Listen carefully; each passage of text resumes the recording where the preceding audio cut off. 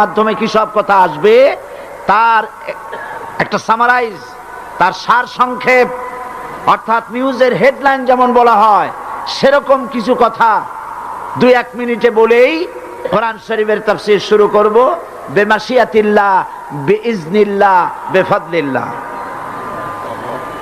সেই কথাগুলি হচ্ছে এই পৃথিবীতে নবী রাসূলগণের আগমন ঘটেছিল, উদ্দেশ্য ছিল এই আল্লাহর জমিনে আল্লাহর মানুষের উপরে আল্লাহর বিধান কায়েম করা। এটাই ছিল নবীদের আগমনের উদ্দেশ্য। আর শয়তানের আগমনের উদ্দেশ্য ছিল আল্লাহর বিধানের পরিবর্তে ধর্ম নিরপেক্ষ মতবাদ কায়েম করা। এজন্য পৃথিবীর কোন নবী, কোন রাসূল ধর্ম নিরপেক্ষ ছিলেন না, সবাই ছিলেন ধর্মের পক্ষে। রাসূলুল্লাহর অসংখ্য সাহাবীদের মধ্যে একজন সাহাবীও ধর্মের ব্যাপারে নিরপেক্ষ ছিলেন না। গোটা বিশ্বের সমস্ত মুহাদ্দিস, মুফাসসির এবং বড় বড় ওলামা, পীর বুজুর্গ, এমন একজন লোক পাওয়া যাবে না যিনি ধর্মনিরপেক্ষ মতবাদের অনুসারী ছিলেন। তাই ধর্মনিরপেক্ষ মতবাদের অনুসারী হওয়ার অর্থই হচ্ছে পবিত্র কোরআন হাদিসের সরাসরি অমান্য করা এবং আল্লাহ ও তার রাসূলের সাথে বিদ্রোহ ঘোষণা করার শামিল। ধর্মনিরপেক্ষ মতবাদ শয়তানের আবিষ্কৃত মতবাদ বলেই দুনিয়ার অধিকাংশ ইহুদি, খ্রিস্টান, মুশরিকরা এই মতবাদের অনুসারী। ইসলাম সম্পর্কে অনভিজ্ঞ পৃথিবীর কিছু কিছু মুসলিম দেশের কিছু কিছু নামধারী মুসলমান ধর্মনিরপেক্ষ মতবাদের ষড়যন্ত্রে পা দিয়েছে। আল্লাহ তাদেরকে রক্ষা করুন। আমরা বলি আমিন, সবাই বলি আমিন। বিশ্বের সমস্ত বিধানগুলোতে সেকুলারিজম, ধর্মনিরপেক্ষ মতবাদের অর্থ করা হয়েছে ধর্মহীনতা এবং ধর্ম বিরোধিতা। এর বাস্তব দৃষ্টান্ত আমরা দেখতে পাই বর্তমান যে সরকার আছে, তাই সেই সরকারের আমলের ভিতরে আমরা এই জিনিসটা দেখতে পাই। সত্য কিনা বলেন? সত্য কিনা বলুন? এই দলটির নাম ছিল আওয়ামী মুসলিম লীগ। এই দলটির নাম ছিল কি? আওয়ামী মুসলিম লীগ। তখন তারা নারায়ে তাকবীর, আল্লাহু আকবার ধ্বনি দিত, স্লোগান দিত। কিন্তু ধর্মনিরপেক্ষ মতবাদ দলীয় আদর্শ হিসাবে গ্রহণ করার কারণে নারায়ে তাকবীর, আল্লাহু আকবার এই স্লোগান তারা বর্জন করেছে। 1972 সনে যখন তারা ক্ষমতায় এলেন, তখন সংবিধানের শিরোনামে মুসলিম প্রথা সিদ্ধ বিসমিল্লাহির রহমানির রহিম তারা পরিত্যাগ করেছিল। সমস্ত বিশ্ববিদ্যালয়ের মনোগ্রাম থেকে ইকরা বিসমি রাব্বিকাল্লাযী খালাক রব্বি জিদনি ইলমা এটাকে তারা বাদ দিয়েছিল। সলিমুল্লাহ মুসলিম হল এই নাম থেকে মুসলিম শব্দ বাদ দিয়েছিল। নজরুল ইসলাম কলেজের নাম থেকে ইসলাম শব্দ বাদ দিয়ে শুধু নজরুল কলেজ করেছিল। এগুলি অসত্য না সত্য?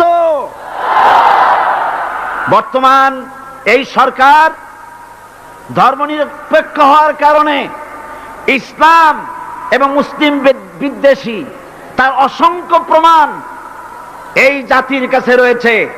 দেশের শ্রেষ্ঠ সন্তান হচ্ছে আলেম ওলামা, পীর বুজুর্গ। বলেন সুবহানাল্লাহ। দেশের শ্রেষ্ঠ সন্তান পীর মাশায়েখ আলেম ওলামাদের বিরুদ্ধে কোন জায়গায় কোন দুর্ঘটনা ঘটলেই তাদেরকেই দায়ী করা হয়। হরকুতুল জিহাদ, লাদেন বাহিনী, তালেবান নাম করে আলেমদেরকে গ্রেফতার করে এই সরকার পুলিশ দিয়ে নির্যাতন করেছে সরকার। একথা সর্বজনবিদিত যে সন্ত্রাস এবং হত্যা, ধর্ষণের 90% অনুষ্ঠিত হয় কলেজ, বিশ্ববিদ্যালয় পড়ুয়াদের মধ্য থেকে। আর চরিত্র সৃষ্টির শ্রেষ্ঠ কারখানা মাদ্রাসাগুলি এই সরকার একটা একটা করে বন্ধ করার পরিকল্পনা গ্রহণ করেছে। মাদ্রাসা শিক্ষাকে সংকুচিত করে ফেলছে। শুধু তাই নয়, দেশে অসংখ্য ভালো মন্দ পত্রিকা আছে, আরো রয়েছে ফুটপাতের অসংখ্য অশ্লীল ম্যাগাজিন, পর্ণ পত্রিকা। দেশের অধিকাংশ জাতীয় দৈনিকগুলো হিন্দুস্তানের টাকায় পরিচালিত এবং এগুলি হচ্ছে ইসলামের চরম বিদ্বেষী। সরকার সেগুলিরই পৃষ্ঠপোষকতা করছে, আর্থিক সাহায্য দিচ্ছে, বিজ্ঞাপন দিচ্ছে। আর অন্যদিকে এদেশের মুসলিম জাতিসত্তার প্রতীক, স্বাধীনতা, সার্বভৌমত্ব, অখণ্ডত্বের অতন্দ্র প্রহরী, জননন্দিত 12 কোটি মুসলমানের কলিজার সাথে সম্পর্ক দৈনিক ইনকিলাব পত্রিকাকে বন্ধ করার ষড়যন্ত্র হিন্দুস্তানের গোলাম সরকার হাতে নিয়েছে।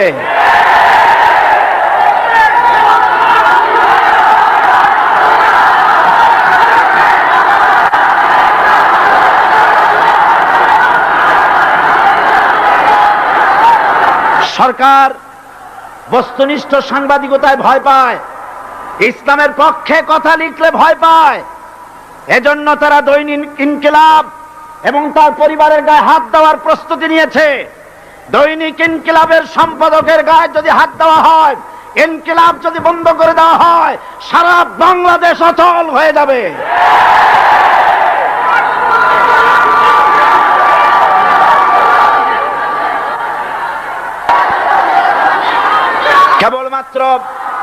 কেবলমাত্র ইসলামী রাষ্ট্র ব্যবস্থাই পারে হত্যা, ধর্ষণ, চুরি, ডাকাতি, জেনা, ব্যভিচার থেকে রক্ষা করে একটি সন্ত্রাসমুক্ত সমৃদ্ধ একটি বাংলাদেশ উপহার দিতে পারে কেবলমাত্র ইসলামী রাষ্ট্র ব্যবস্থা। সুতরাং অবস্থা দৃষ্টে মনে হয় এরা যদি আরেক আল্লাহ না করুন, বলেন আল্লাহ না করেন, আল্লাহ না করেন, আল্লাহ না করেন, এরা যদি আরেকটা বার ক্ষমতায় যেতে পারে, ৭২-এর সংবিধানকে পুনরুজ্জীবিত করে ধর্মনিরপেক্ষ মতবাদ কায়েম করবে, সেজন্যে আজ গোটা তাওহীদবাদী মুসলমানদেরকে জানতে হবে ধর্মনিরপেক্ষ মতবাদ একটি কুফরি মতবাদ। ওলামারা আমাকে সাক্ষী দেন, ধর্মনিরপেক্ষ মতবাদ কুফরি মতবাদ কিনা। এই কুফরি মতবাদকে বাংলাদেশের মাটিতে যাতে কার্যকরী করতে না পারে, তার জন্য গোটা তাওহীদি জনতা রুখে দাঁড়ান। আল্লাহ পাক সে তৌফিক গোটা জাতিকে দান করুন বলি আমিন।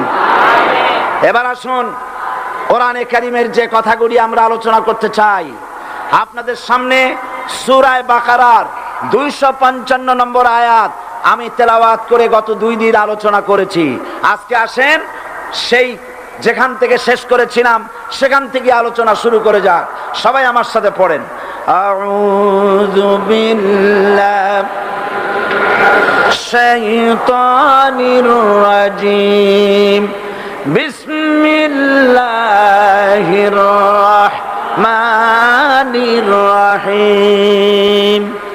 আল্লাহু লা ইলাহা ইল্লা হুয়াল হাইয়ুল কাইয়্যুম, লা তাখুযুহু সিনাতুন ওয়ালা নাওম, লাহু মা ফিস সামাওয়াতি ওয়া মা ফিল আরদ, মান যাল্লাযী ইয়াশফা'ু ইনদাহু ইল্লা বিইذনিহি, ইয়ালামু মা বাইনা আইদিহিম ওয়া মা খালফাহুম ওয়া লা ইউহিতুনা বিশাইইন মিন ইলমিহি ইল্লা বিমা শাআ, ওয়াসি'a কুরসিয়্যুহুস সামাওয়াতি ওয়াল আরদ ওয়া লা ইয়াউদুহু হিফযুহুমা ওয়া হুয়াল আলিয়্যুল আযীম। সাদাকাল্লাহুল আযীম। আমি এই সূরার এই আয়াতের আলোচনা করতে গিয়ে আপনাদের সামনে বলেছিলাম কোরআন শরীফের সর্বশ্রেষ্ঠ আয়াত হচ্ছে হাদিস অনুযায়ী কোন আয়াত? আয়াতুল কুরসি। আল্লাহ পাকের সার্বভৌমত্বের পরিচয় এই আয়াতে কারিমার মধ্যে আল্লাহ পাক দিয়েছেন। গত 2 দিন আমরা আল্লাহ পাকের সার্বভৌমত্ব এবং তার পরিচয় সম্পর্কে আলোচনা করেছি। আজকে সামনের দিকে আমরা এগোতে থাকবো যতদূর আলোচনা করা যায়।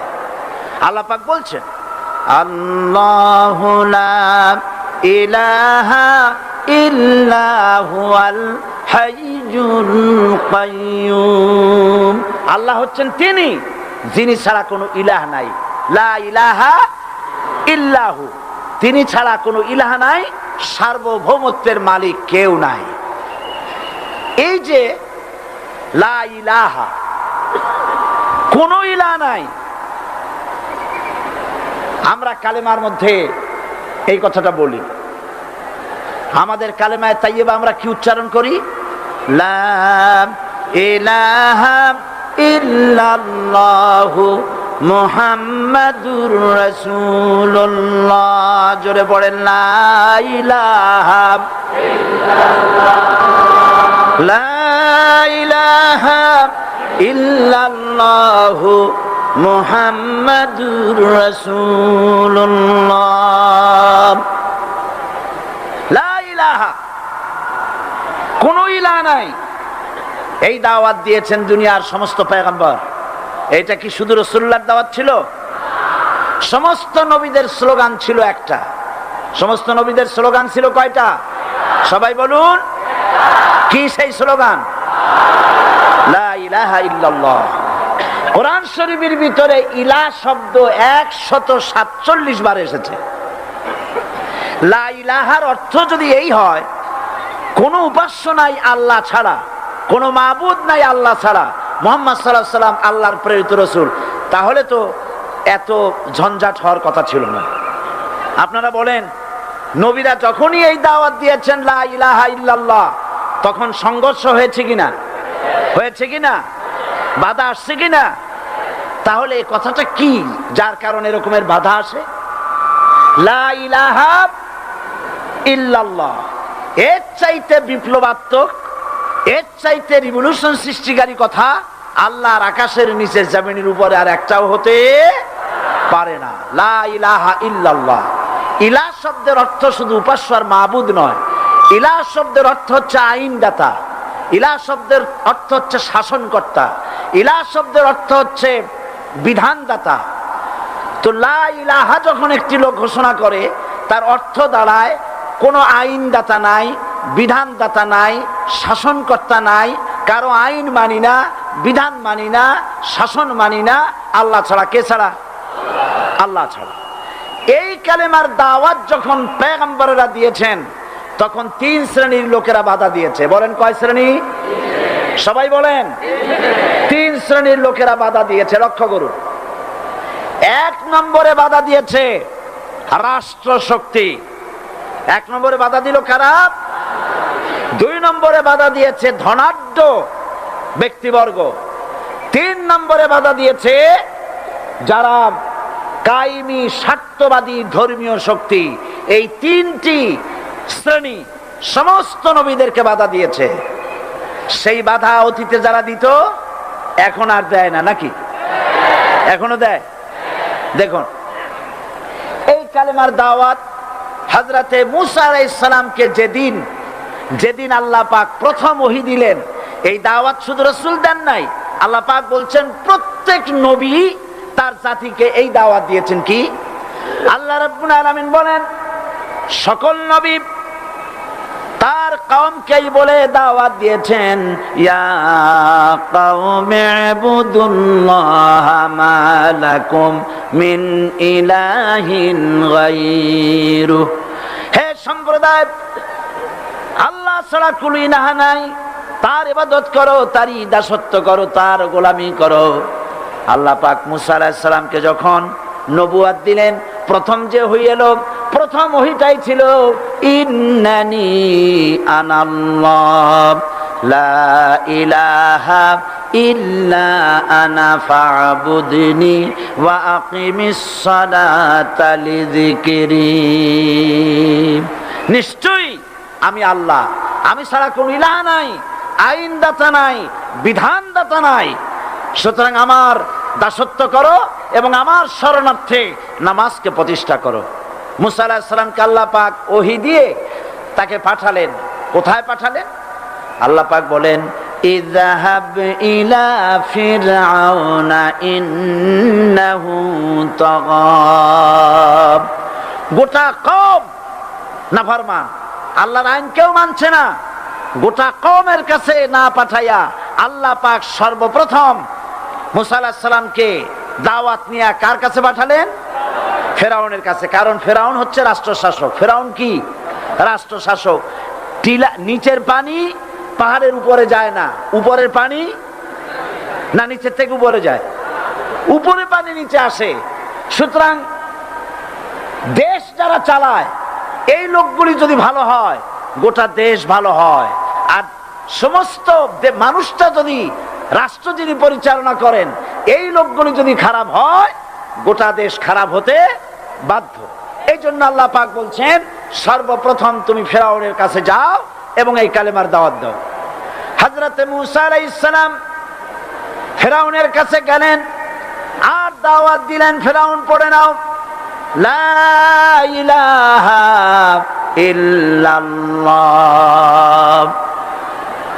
একটি কথা আপনাদের মনে রাখতে হবে, দুনিয়ার কোন ফেরাউন, কোন নমরুদ, কোন সাদ্দাত, কোন হামান কেউ বলে নাই যে আমি আল্লাহ, আমি রাজ্জাক, আমি খালেক, আমি পৃথিবীর সৃষ্টি করেছি। কথা কেউ বলেছে?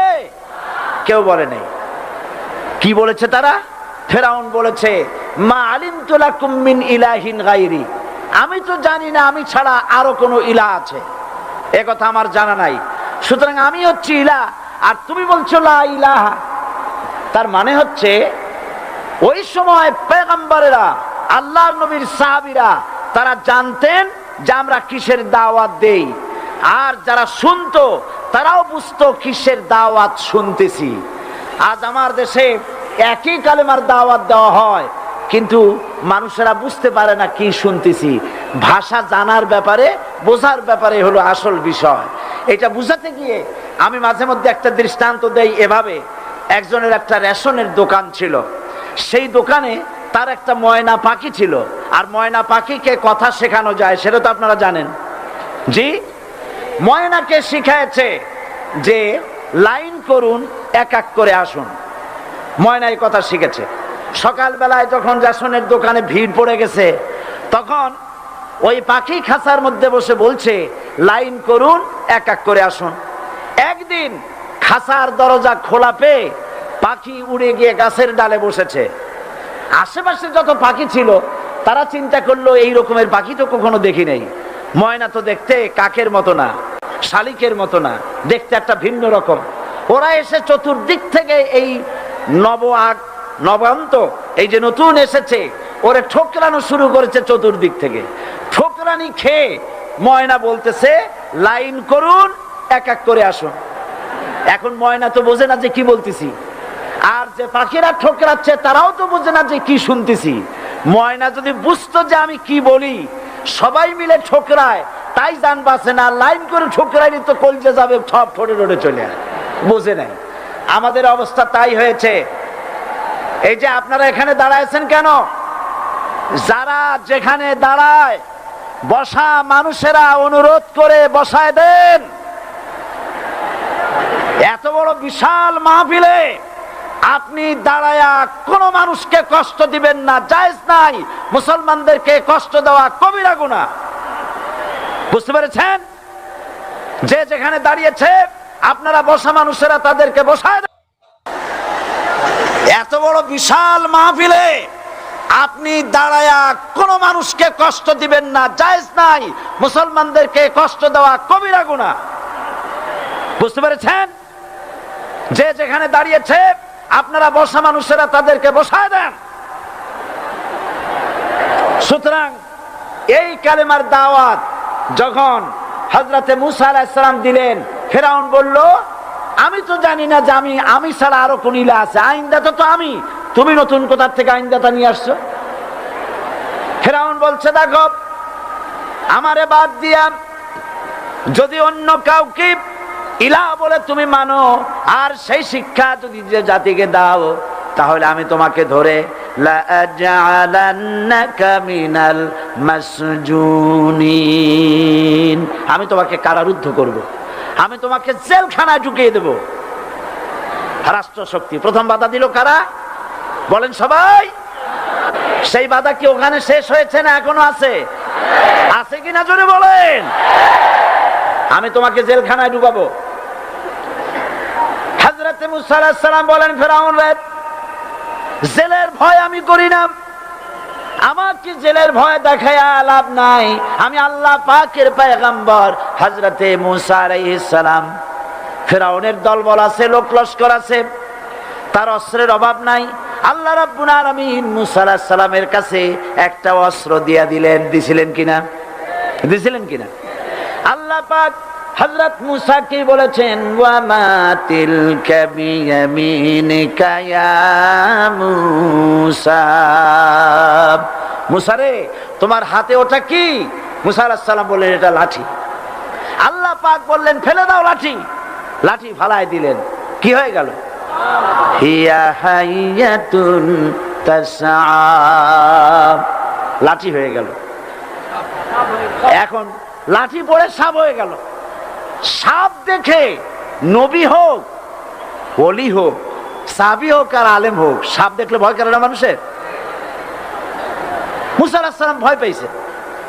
আল্লাহ রাব্বুল আলামিন হযরত মুসাকে শোনায় দিলেন, খুযহা ওয়া লা তাখাফ সানুঈদুহা সিরাতাহাল উলা।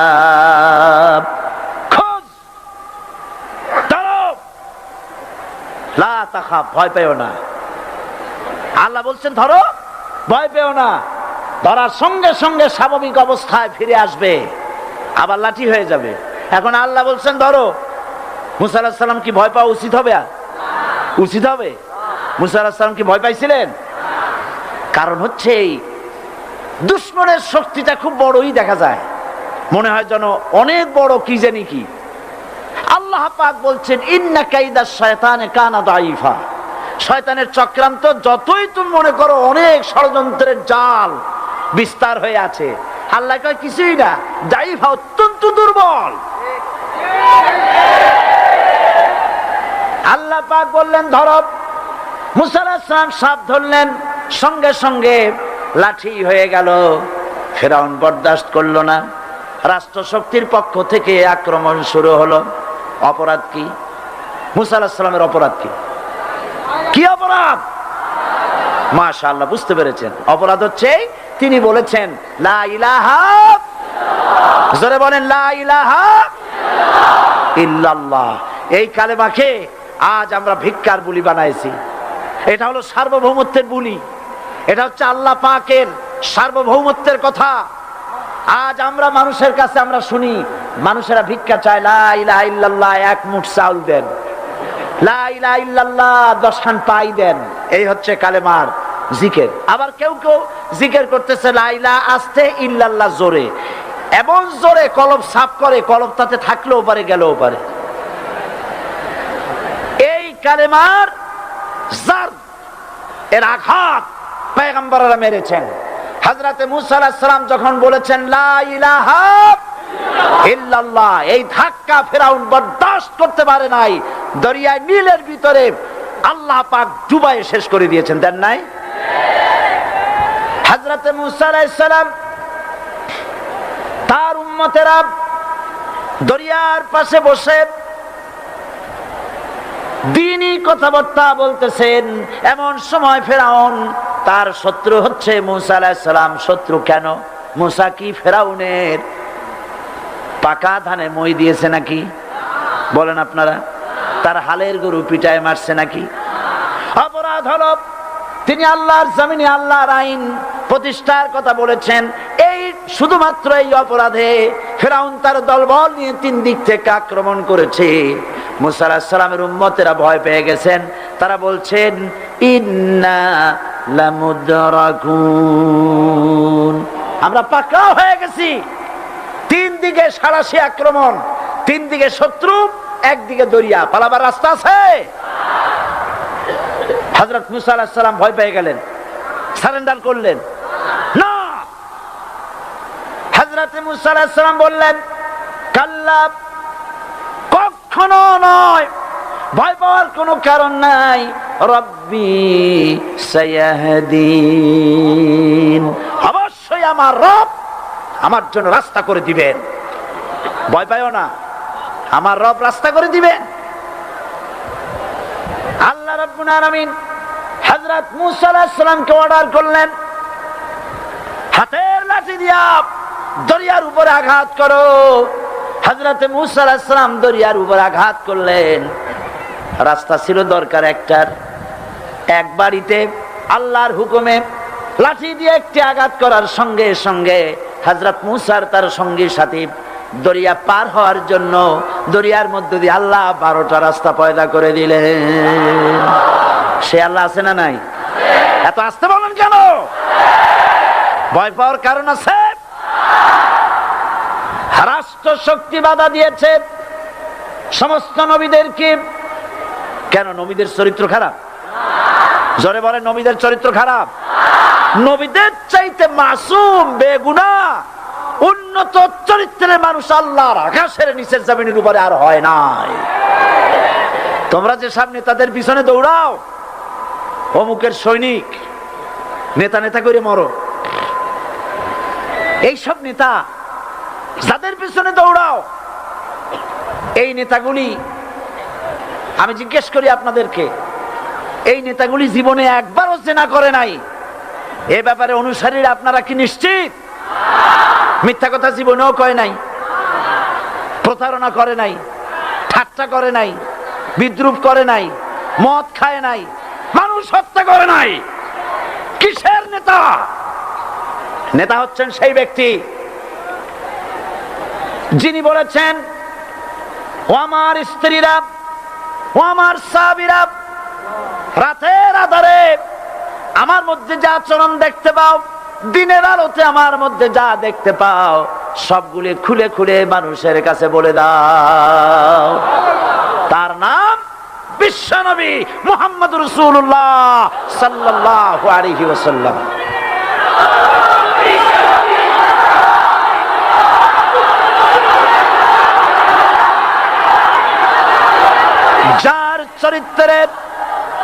যার চরিত্রের সার্টিফিকেট আল্লাহ রাব্বুল আলামিন নিজে দিচ্ছেন, ওয়া ইন্নাকা লাআলা খুলুকিন আযীম। নবী হে, উন্নত চরিত্রের উপরে আপনি প্রতিষ্ঠিত। সুবহানাল্লাহ। কে সার্টিফিকেট দিচ্ছেন? আযীম, আযীম। আরবিতে চওড়াকে বলা হয় আরিদ, গভীরতাকে বলা হয় আমিক। কত প্রশস্ত, যা মাপার কোনো ফিতা নাই। কত গভীর, যা মাপার কোনো যন্ত্র নাই। এইটাকে আরবিতে বলা হয় আজিম। সুবহানাল্লাহ বলতে ইচ্ছে করে না? ও নবী, তোমার চরিত্র এমন যা মাপার মতো যন্ত্র পৃথিবীতে নাই।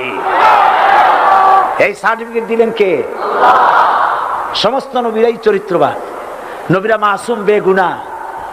সুবহানাল্লাহ বিহামদিহি। সেই নবীরা মার খান নাই? খেয়েছেন কিনা বলেন? কারা মেরেছে? রাষ্ট্র শক্তি। কারা মেরেছে? কারণ নবীরা বলেছেন লা ইলাহা ইল্লাল্লাহ। পড়েন সবাই, লা ইলাহা ইল্লাল্লাহ।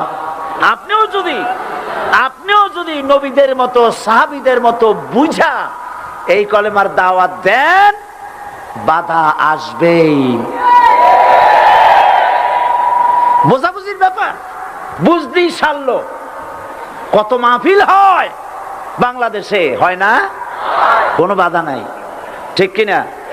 কত পূজা হয়, পার্বণ হয়, গান হয়, থিয়েটার হয়, গুনাহগার বিবির গান হয়, কত কিছু হয়। কোনো বাধা আছে? তাফসীরের মাহফিলে বাধা। কারণ ওরা বুঝতে পেরেছে এ তাফসীরের মাহফিলে গাজীর গীত হয় না, এ তাফসীরের মাহফিলে আল্লাহর সার্বভৌমত্ব কায়েমের আন্দোলন চলে।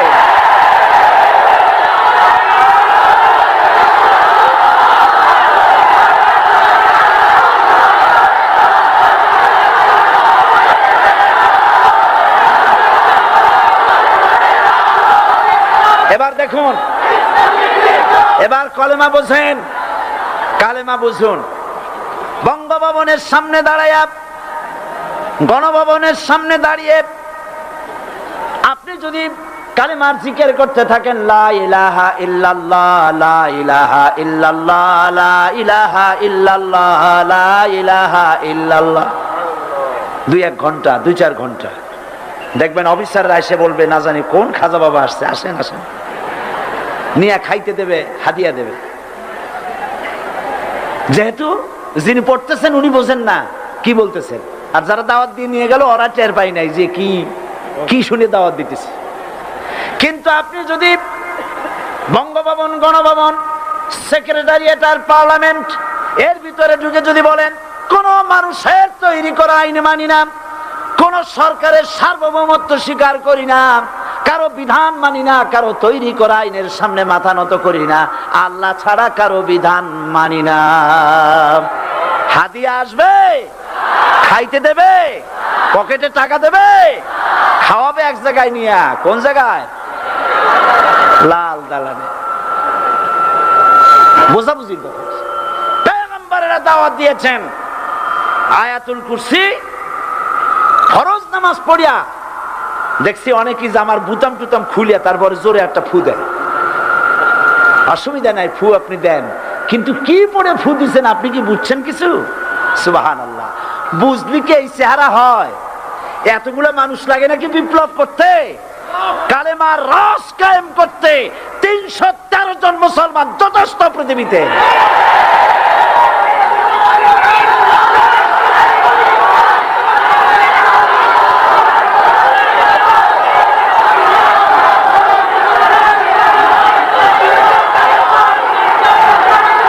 আল্লাহ পাক কোরআনে কারীমের মধ্যে আল্লাহ পাক বলেছেন, এমন একজন নবী পাঠাই নাই, ইয়া হাসরাতান আলাল ইবাদ, বান্দার উপরে আফসোস।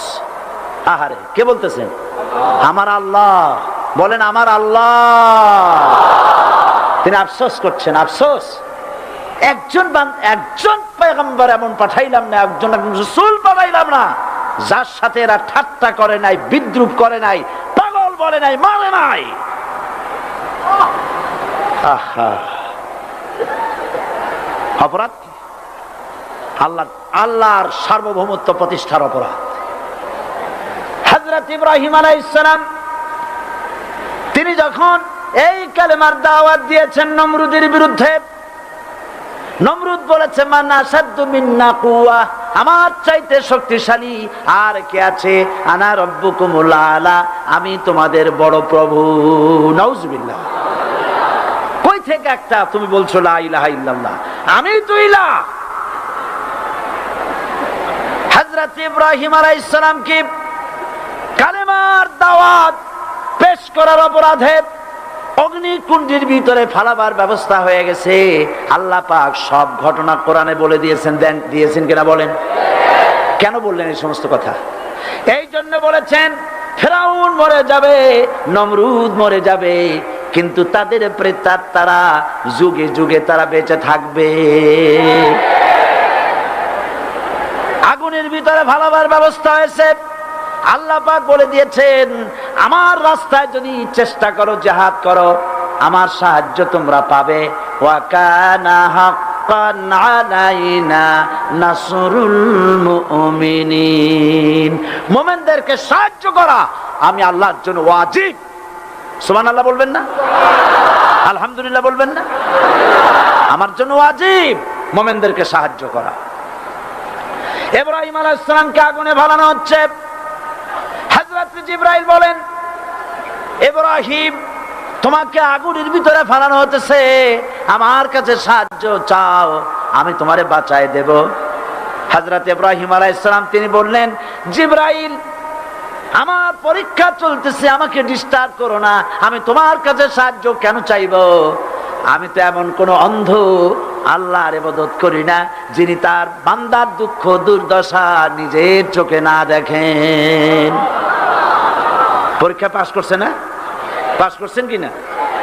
হযরত ইব্রাহিম বলেন, শোনো জিবরাইল, আমি যদি আগুনের ভিতরে পড়ে যাই, আর আগুনে পুড়ে যদি ভস্ম হয়ে যায়, আমার আল্লাহ যদি এতে খুশি হন, তাহলে আমি আমার রব্বুল আলামিনকে খুশি করার জন্য এভাবে 1000 বার পুড়তে আমি রাজি আছি।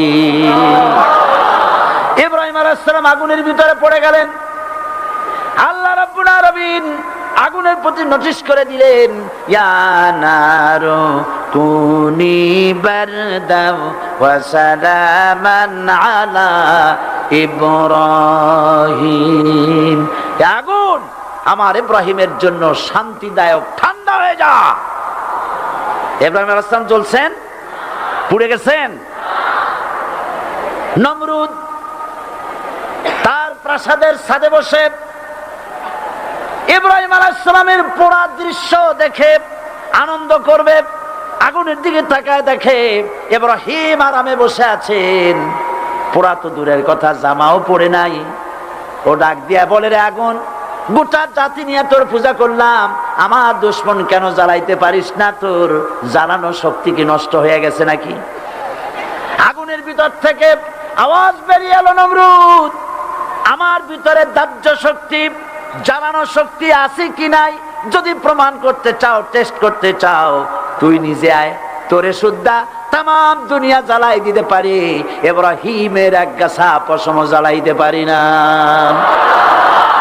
বিশ্বকবি আল্লামা ইকবাল কি সুন্দর করে বলেছেন, আজ ভি হো জু ইব্রাহিম কা ইমা पैदा आग कर सकती है एक अंदाजे गुलिस्ता पैदा। ইব্রাহিমের ঈমান যদি আজও কোথাও হয় বিদ্যমান, করতে পারেন অগ্নিকুণ্ডে খুবসুরত এক গুলিস্তান। এখনো যদি ইব্রাহিমের সন্তানদেরকে আগুনের মধ্যে ফেলে দেওয়া হয়, আর ইব্রাহিম ঈমান যদি থাকে, আগুনকে ফুলের বাগান বানাবার ক্ষমতা আল্লাহর আছে। চিরকাল আল্লাহ পাক এই কালেমাকে দিয়েছেন আল্লাহর সার্বভৌমত্বকে প্রতিষ্ঠা করার জন্য। আয়াতুল কুরসি শুধু পড়ে বুকে ফু দেওয়ার জন্য নয়, পড়েন আমার সাথে, আল্লাহু লা ইলাহা ইল্লা হুয়াল হাইয়ুল কাইয়্যুম।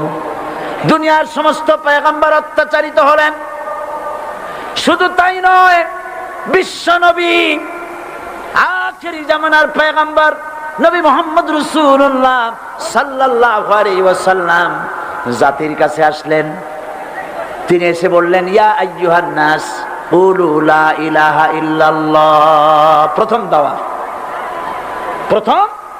দাওয়া শুনছেন কথা?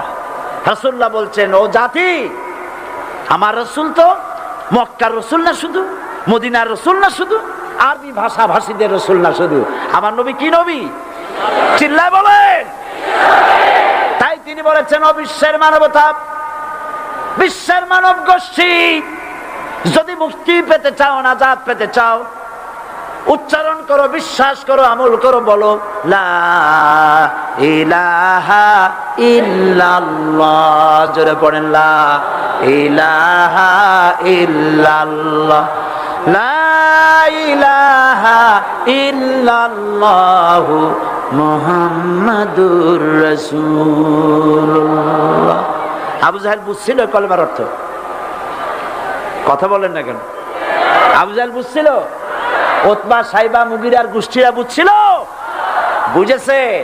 তারপরে তারা চিন্তা করলো যে সর্বনাশ তো করছে, লা ইলাহা, কোন ইলাহ নাই, আইনদাতা নাই, বিধানদাতা নাই, তাহলে আমরা কি ঘরে বসে বসে কি করব? উনি নতুন একজন ইলাহ নিয়ে আসছে, আল্লাহ ছাড়া কোন ইলাহ নাই, তাহলে আমাদের কাজটা কি? প্রথমে তারা চেষ্টা করলো যে একটু দেখি নরম নরম ভাবে হয় নাকি। চলে গেল আবু তালেবের কাছে, আছে না হাদিসে, বললো, আবু তালেব, তুমি তো কুরাইশদের নেতা, তোমার ভাইয়ের ছেলে কয়টাই কি? কি আশ্চর্যজনক কথা, লা ইলাহা ইল্লাল্লাহ, আল্লাহ ছাড়া কোনো ইলাহ নাই, তা আমরা করব কি? তোমার ভাতিজাকে বুঝাও লা ইলাহা ইল্লাল্লাহর দাওয়াত বন্ধ করে দিক, এর বিনিময়ে টাকা লাগে টাকা দেব, সোনা লাগে সোনা দেব, যত সুন্দরী মেয়ে চায় তাও দেব, নেতৃত্ব চায় তাও দেব, তবু যেন কালেমার দাওয়াত না দেয়। আসিনে কা হাদিসে আছে কিনা? নবীজি যখন বাড়ি ফিরলেন, চাচা আবু তালেব নিজের কলিজার টুকরা সন্তান হযরত জাফর আলীর চাইতে তিনি ভালোবাসতেন কলিজার মতো করে মুহাম্মদ সাল্লাল্লাহু আলাইহি সাল্লামকে। বলছে, বাবা এমন কথা কেন বলো যাতে লোকেরা খেপে যায়? এই কথাগুলি বলো না, ওরা আমার কাছে এই সব প্রস্তাব দিয়ে গিয়েছে। রাসূলুল্লাহ প্রস্তাব শুনে এগ্রি করলেন। জি, আমার নবী বলেন, ও আমার চাচা আবু তালেব প্রস্তাবকারীদেরকে শুনিয়ে দিন। হুজুরের সাথে তখন অনেক লোকজন, নাকি অনেক অস্ত্রপাতি, কিচ্ছু নাই, আল্লাহর শক্তি ছাড়া কিছুই না। আমার নবী বলেন, ও আমার চাচা আবু তালেব প্রস্তাবকারীদেরকে শুনিয়ে দেন, যেটা দেওয়া সম্ভব সেটা তো দূরের কথা, যেটা দেওয়া সম্ভব নয় তাও যদি তারা দিতে পারে আমারে, যেমন আকাশের সূর্যটা ধরে এনে ওরা যদি আমার ডান হাতে তুলে দেয়, আকাশের পূর্ণিমার চাঁদটা ধরে যদি বাম হাতে আমার তুলে দেয়, এর বিনিময়ে এক মুহূর্তের জন্য তাওহীদের দাওয়াত আমি বন্ধ করে দেব না। সুবহানাল্লাহ।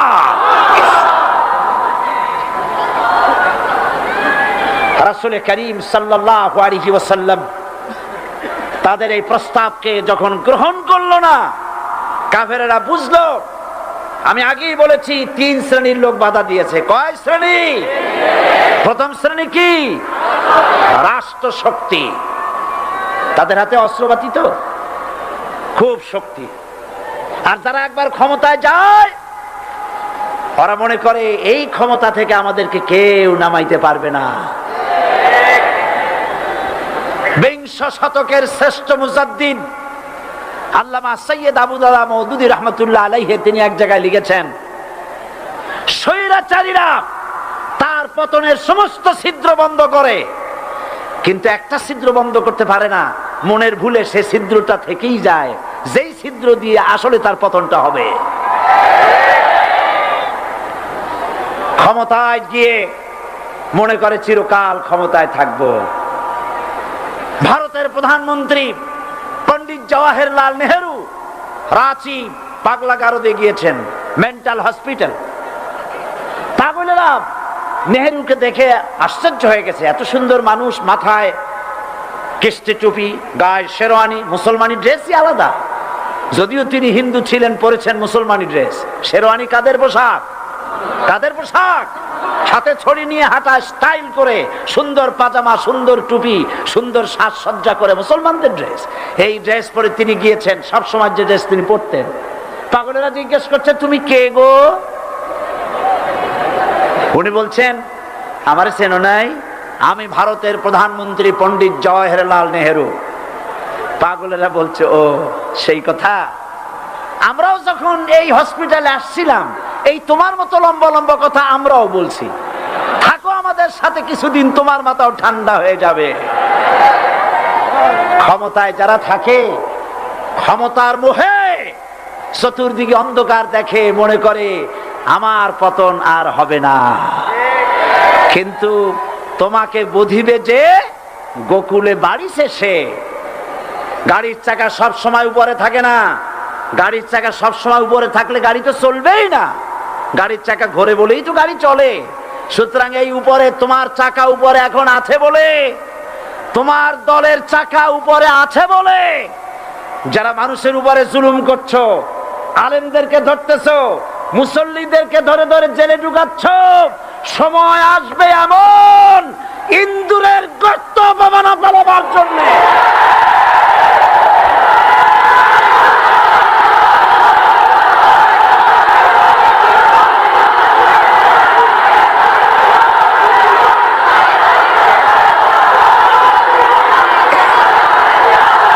আবু জাহেলের গোষ্ঠী, আবু জাহেলের গোষ্ঠী মনে করেছে সোজা আঙ্গুলে ঘি যখন উঠলো না, আঙ্গুল বাঁকা করতে হবে। শুরু হয়ে গেল অত্যাচার, শুরু হয়েছে না? হযরত সুমাইয়া রাদিয়াল্লাহু তাআলা আনহা কি নির্মম ভাবে, নিষ্ঠুর ভাবে তাকে শহীদ করা হলো। খাব্বাব, হুবাইব, হযরত খাব্বাব রাদিয়াল্লাহু তাআলা আনহুকে দেখে হযরত ওমর একদিন বলছিলেন, খাব্বাব তোমার পিঠে এত গর্ত কেন? এত গর্তওয়ালা পিঠ আর এত চিকুন কোমর আমি তো জীবনেও দেখিনি। হযরতে খাব্বাব বলেছেন, ওমর জানো না, ইসলাম কবুল করার অপরাধে, কালেমা পড়ার অপরাধে কাফির বেঈমানেরা আমাকে মারধর করেছে। যখন আমি তাদের মারে কালেমা ছাড়ি নাই, তখন আগুন জ্বালায়া আগুনের আংটার উপরে, আংটা আগুনের উপরে আমাকে চিৎ করে শোয়ায়া, আমি যেন নড়াচড়া করতে না পারি সেজন্য আমার বুকের উপরে পাথর চাপা দিয়ে রেখেছে। আগুনে গোশত পুড়ে পুড়ে আগুন ভিতরে ঢুকেছে, গায়ের রক্ত আর চর্বি গলে গলে পড়ে আগুনগুলো নিভেছে। ওই পিঠে যে গর্ত হয়েছে আজও পর্যন্ত সেই গর্ত মিটে যায় নাই। হযরতে খাব্বাব রাদিয়াল্লাহু তাআলা আনহু বলছেন, বুখারী শরীফে হাদিসে ভাবে এসেছে, ওয়ান খাব্বাব বিন আরিত রাদিয়াল্লাহু তাআলা আনহু আন্নাহু ক্বাল শাকাউনা ইলা রাসূলিল্লাহ সাল্লাল্লাহু আলাইহি ওয়াসাল্লাম ওয়া হুয়া মুতাওয়াসসাদুন বুরদাতুন লাহু ফি জিল্লিল কাবা। আমি গেলাম রাসূলুল্লাহর কাছে, যে দেখি হুজুর বাইতুল্লাহ শরীফের ছায়ায় আরাম ফরমাচ্ছেন।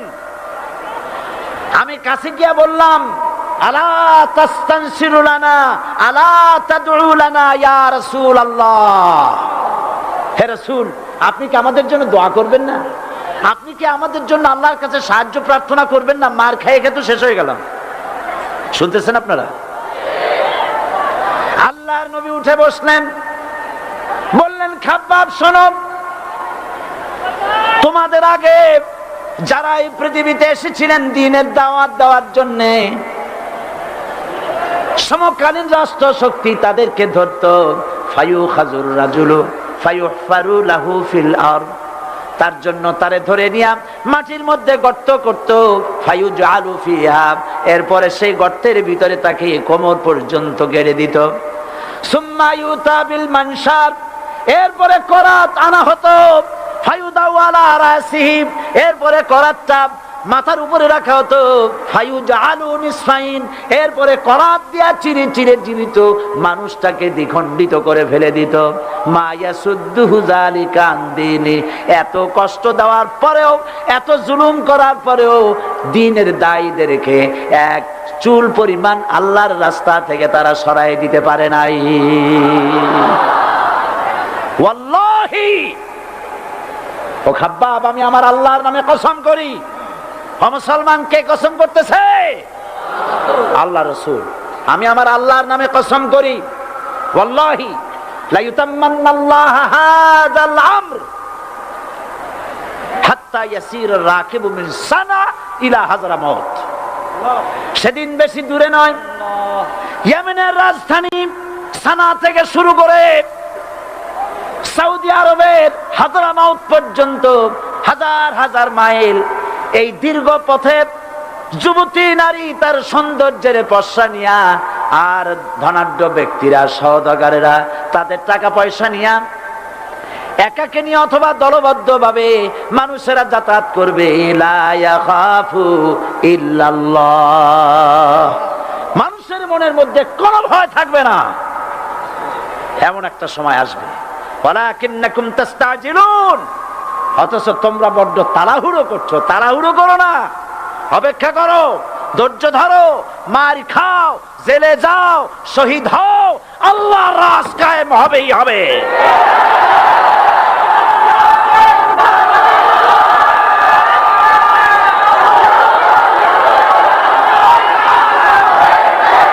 বিল্ডিং থেকে শিক্ষা গ্রহণ করুন, বিল্ডিং, ইমারত, দালান থেকে শিক্ষা গ্রহণ করুন। এই যেটা দালান আছে না পাশে, দেখতে পাচ্ছেন, এই দালান কি দিয়ে তৈরি করা হয়েছে বলেন?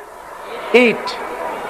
সমস্ত ইটেরা যদি ধর্মঘট করত, আমরা কেউ মাটির তলায় যাব না, কেউ আমরা আগুনে পুড়ে ঝামা হব না, পিক হব না, কেউ আমরা টুকরা টুকরা হব না, সবাই থাকবো উপরে উপরে, তাহলে কি দালান হইতো নাকি?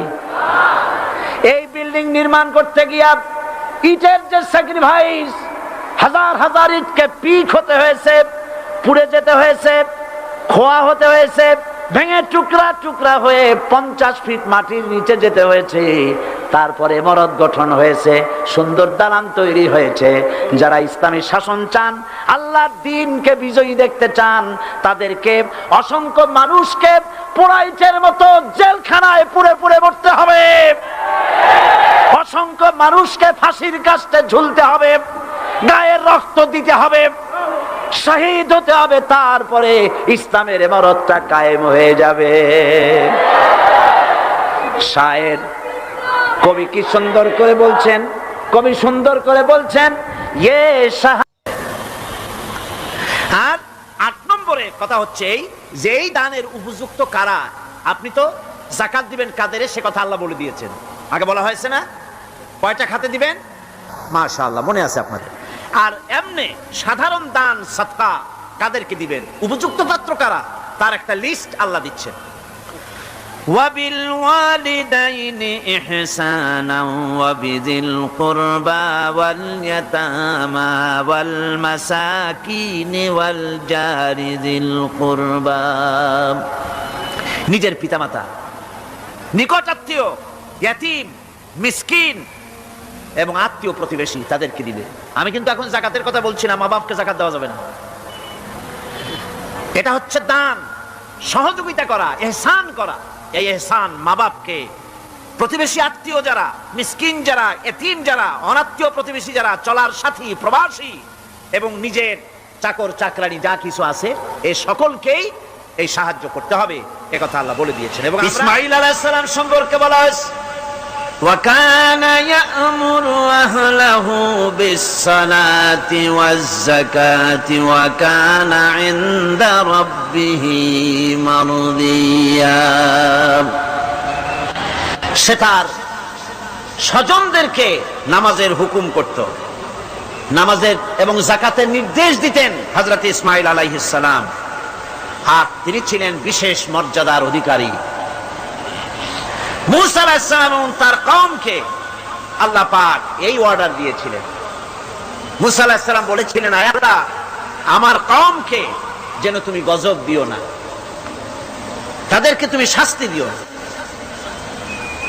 আল্লাহ পাক হযরত মুসা আলাইহিস সালামের এই প্রার্থনার জবাবে আল্লাহ পাক বললেন, আযাবি উসিবু বিহি মান আশাউ ওয়া রাহমাতি ওয়াসিআত কুল্লা শাইইন। আমি যাকে চাইবো আমার আযাবে নিক্ষেপ করব, তবে সকল জিনিসের উপর আমার রহমত পরিবেষ্টিত আছে। তবে হ্যাঁ, ফাসাআকতুবুহা লিল্লাযীনা ইয়াত্তাকুনা ওয়া ইউতুনাজ যাকাতা ওয়াল্লাযীনা হুম বিআয়াতিনা ইউমিনুন। আমি এই রহমত কেবলমাত্র তাদের জন্য লিখে রাখবো যারা নাকি নামাজ প্রতিষ্ঠা করবে আর যারা যাকাত আদায় করবে, আমি তাদেরকে আমার গজব থেকে বাঁচায়া দেব। যাকাত যারা আদায় করবে আমি তাদেরকে আমার শাস্তি থেকে, গজব থেকে রক্ষা করব। রাসূল করিম সাল্লাল্লাহু আলাইহি ওয়াসাল্লামের পূর্বে শেষ নবী হচ্ছেন হযরত ঈসা আলাইহিস সালাম। তাকে আল্লাহ পাক এই অর্ডারই করেছেন। কোরআনে কারীমে বলা হচ্ছে, ওয়াজআলানি মুবারাকান আইনামা কুনতু ওয়া আওসানি বিস-সালাতি ওয়াজ-যাকাতি মা দুমতু হাইয়্যা।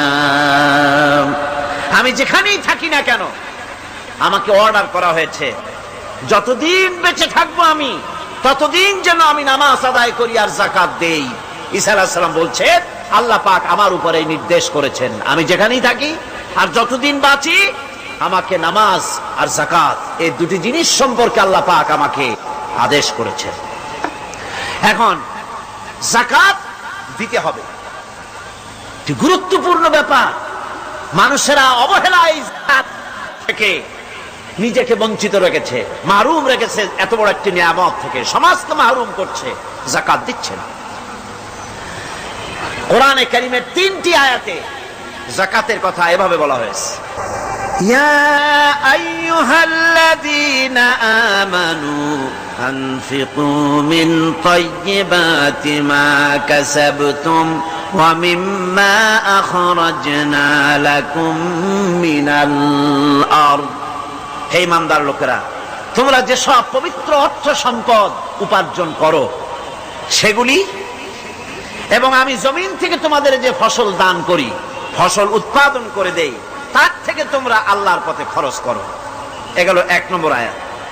2 নম্বর, প্রথম আয়াত বলা হয়েছে সূরা বাকারায়, আর সূরা আনআমে বলা হচ্ছে কুলু মিন সামারিহি ইযা আসমারা ওয়া আতু হাক্কাহু ইয়াওমা হাসাদিহি।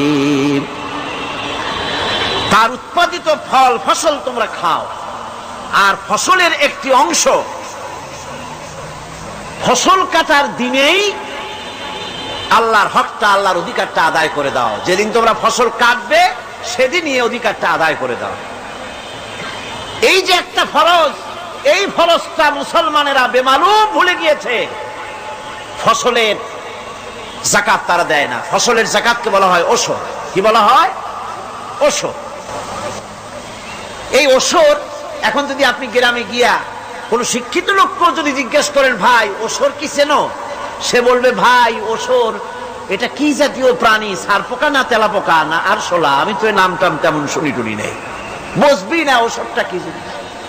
অথচ নামাজ রোজার মতোই ফরজ ওশর আদায় করা। কবে আদায় করবেন? যেদিন আপনি ফসল কাটবেন সেই দিনই ওশর আদায় করে দিবেন। পরিমাণটা কি হবে? পরিমাণ হবে আকাশের বৃষ্টির পানি দিয়ে, আকাশের বৃষ্টির পানি দিয়া যদি ফসল হয় তাহলে দিবেন 10 ভাগের 1 ভাগ। 10 মণ যদি ধান হয়, গম হয়, ডাল হয়, 1 মণ আল্লাহর অধিকার আদায় করে দিবেন। অধিকারটা কার? আল্লাহ কি করবে দিয়ে? আল্লাহর অধিকার মানে গরিবের অধিকার, গরিবের হক। এই অধিকারটা আদায় করে দাও। 10 মণ হলে কয় মণ? কি হলে? যদি আকাশের বৃষ্টির পানিতে হয়। আর যদি আপনার সেচের মাধ্যমে হয়, সেচ পরিকল্পনার মাধ্যমে পয়সা খরচ করে পেট্রোল ডিজেল লাগায়া ইঞ্জিন চালায়া পানি উঠাইয়া কষ্ট করে ফসল ফলাইছেন, তাহলে আল্লাহ পাক বলছেন 10 মণে 1 মণ দেওয়া লাগবে না, তোমার খরচ হইছে বেশি। বান্দারে, তোমার উপরে আল্লাহ পাক জুলুম করবেন না, এবার 20 মণ হলে তার থেকে 1 মণ দিও। সুবহানাল্লাহ। ওয়ামাল্লাহু বিযাল্লামিল লিল আবিদ। আল্লাহ রাব্বুল আলামিন তার বান্দার উপর জুলুম করেন না। সুবহানাল্লাহ। এইভাবে করে ওশরের যাকাতটা তোমরা ঠিকমতো আদায় করে দিও। ওশরটা দিও, ফসলের ওশর দিও, আর টাকার যাকাত দিয়ে দিও। যারা এটা দিবে না তাদের সম্পর্কে আল্লাহ পাক সূরা তাওবার ভিতরে বলেছেন, والذين يكنزون الذهب والفضة ولا ينفقونها في سبيل الله فبشرهم بعذاب أليم। যারা নাকি স্বর্ণ এবং রৌপ্যকে সঞ্চয় করে, জমা করে, ওয়ালা ইউনফিকুনাহা ফি সাবিলিল্লাহ, আর আল্লাহর রাস্তায় খরচ করে না, ফাবাশশিরহুম বিআযাবিন আলীম, তাদেরকে কঠিন পীড়াদায়ক শাস্তির সুসংবাদ দাও। হত উচিত ছিল শাস্তির দুঃসংবাদ শোনাও না, আল্লাহ বলছেন সুসংবাদ শোনাও। এটার দৃষ্টান্তটা আমার ভাষায় আমি